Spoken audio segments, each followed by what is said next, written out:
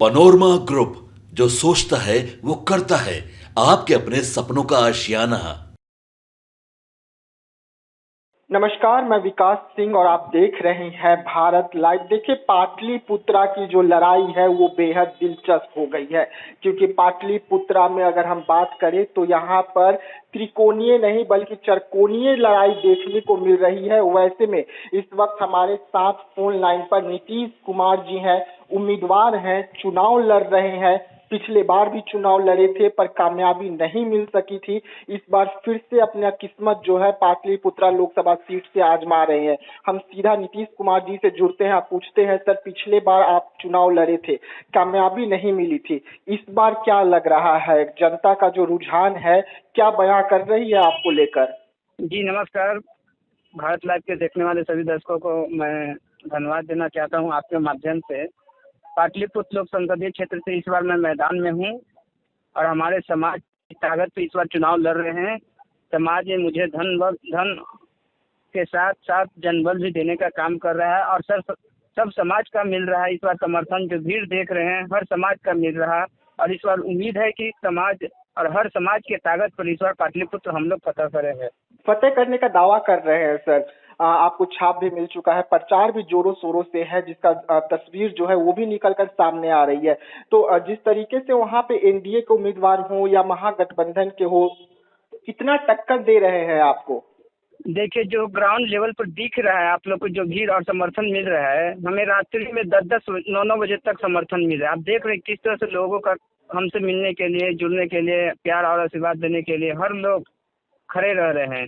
इससे बयां हो रहा है धरातल पर हम लोग काम कर रहे हैं। 10 साल रह चुके हैं, वो दोबारा आने के लिए तैयारी में तीसरी बार, और एक है जो राज्यसभा का मेंबर रह चुके हैं। तो समाज ने उनको मौका दे दिया, तो कहीं ना कहीं समाज इस बार थका महसूस कर रहा है, चाहे किसी जाति व्यक्ति धर्म का हो, हर समाज ने इस बार हमको समर्थन दे रहा है। और इस बार उसी की ताकत पे समाज, लोकतंत्र में जनता मालिक होता है और जनता ने हमें गले लगाने का काम किया है और जनता के बल पे ही इस बार हम लोग पता करेंगे। जनता के पास जब जा रहे हैं सर, तो पाटलिपुत्रा लोकसभा का क्या विकास का रोड मैप अपनाए हैं, क्या जाकर बता रहे हैं? क्योंकि आप कह रहे हैं कि वहाँ की जनता जो है वो ठगी हुई महसूस कर रही है खुद को, तो आपका क्या रोड मैप है? क्या रोड मैप लेके आप जनता के पास जा रहे हैं? उनको विकास का मुद्दा किस तरीके से समझा रहे हैं?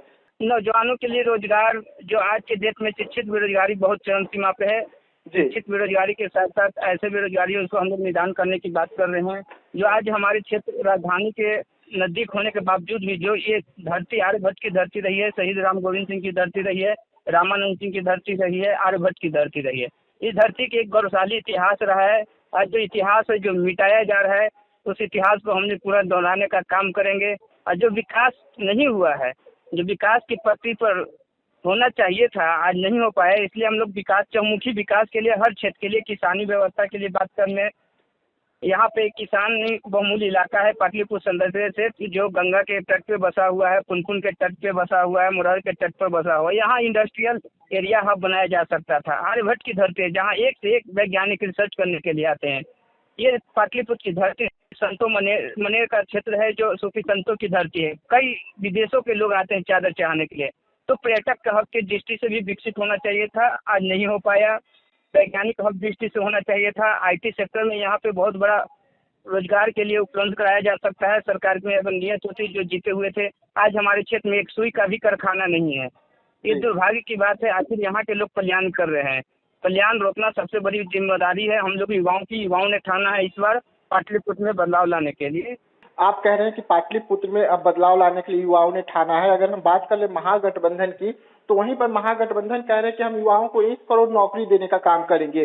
तो उससे 2 कदम बढ़कर आगे एनडीए कह रही है कि हम युवाओं को 2 करोड़ नौकरी देंगे। आप कह रहे हैं कि कोरा बकवास है। उन्होंने कहा था कि अगर कोई भी भर्ती प्रक्रिया का पेपर लीक होता है तो उन्हें द्वारा पैसा नहीं लिया जाएगा, हम अपने तरफ से सही समय पे। आज देखिए, उनके शासनकाल में ही भर्ती पेपर लीक हुआ, पुलिस का पेपर लीक हुआ, फॉर्म भरने में भी परीक्षा शुल्क लिया जा रहा है, परीक्षा रद्द होने के बावजूद भी ये सब कोरा बकवास कर रहे हैं। उनके पास कोई विजन नहीं है, न तो कोई प्रवक्ता है विपक्ष के पास, इसलिए उनके मुद्दे को उन लोग उछाल रहे हैं। जो जमीनी हकीकत है, आप देख लीजिए, लड़की लोग के ग्रेजुएशन में फ्री शिक्षा देने की बात की गई थी, उनसे पैसा वसूला जा रहा है।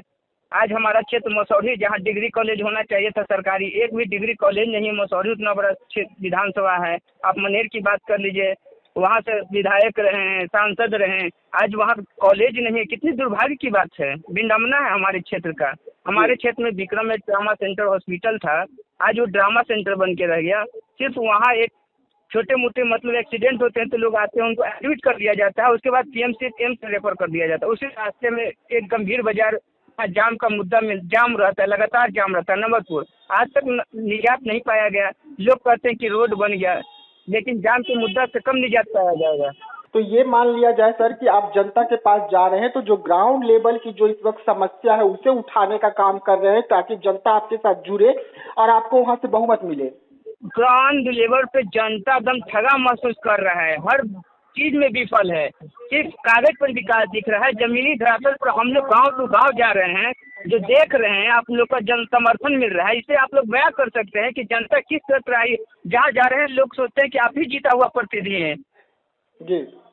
लोग इस तरह से मतलब कलप रहे हैं, रो रहे हैं, विलाप कर रहे हैं। उनका दुख आंसू कोई पूछने वाला नहीं है। उन्होंने हमें गले लगाने का काम कर रहे हैं कि आप समाज में एक ऐसा बेटा है जो जमीनी स्तर से जुड़े हुए हैं, आप हर मुद्दे पर बात करते हैं। आप बताइए, पाटलिपुत्र को धान का कटोरा कहा जाता था, आज एक भी क्षेत्र में मंडी नहीं है।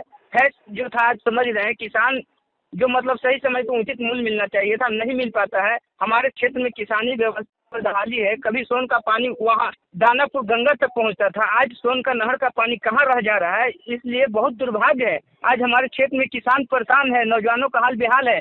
आज यूरिया खाद की बात कर ले तो ब्लैक हो जाता है, 1200 रुपये खरीदने के लिए मजबूर है।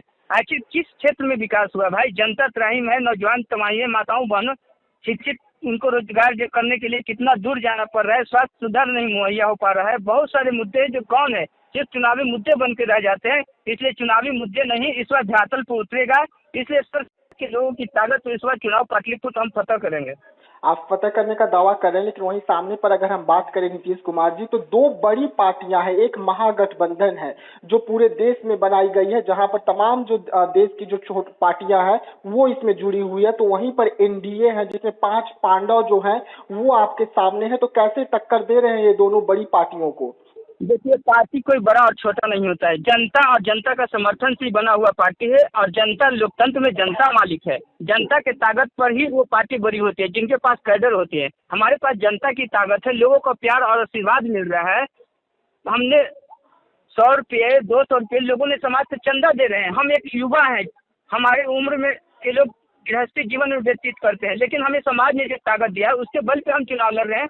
समाज का अस्तित्व की लड़ाई लड़ रहे हैं। समाज ने हमें ताकत प्रदान किया है, हर तरह से चुनौती में स्वीकार करने के लिए हमें मैदान में भेजा है, समाज हमें भेजा है। इसलिए समाज हर तरह से गले लगा रहे हैं और समाज की ताकत पर हम लोग इस बार पाटलिपुत्र को फतह करेंगे। बहुत बहुत धन्यवाद नीतीश कुमार जी हमारे साथ जुड़ने के लिए। तो हमारे साथ नीतीश कुमार जी जुड़े हुए थे, जो तमाम मुद्दों को बता रहे थे कि इस वक्त पाटलिपुत्रा में क्या कुछ है।